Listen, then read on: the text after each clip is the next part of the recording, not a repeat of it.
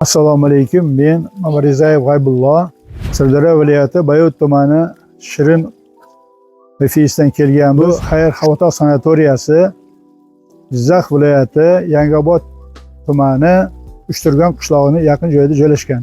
Bu sanatoriya asosan 1983-yili Sirdaryo Gresiya tomonidan qurilib parchalangandan so'ng mana 2022-yildan boshlab shu tadbirkorlar tomonidan tiklanib, bugungi kunda faol ishlar olib boryapti.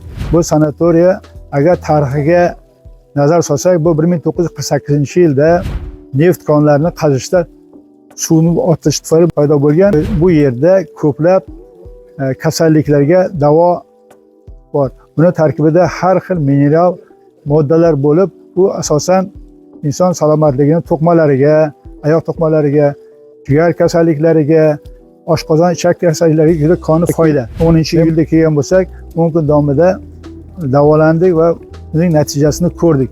Biz sizlarga ushbu sanatoriyada kelib davolanishni tavsiya qilamiz. Agar tarixda qarasangiz, bunaqangi ser mineral moddali suvlar jahonda 2-3 mamlakatda bor. Yana bu O'zbekistonda, Tojikistonda va Ukraina shaharlarida bor. Bu yerda ham dam olasiz, ham dardingizga davo topasiz.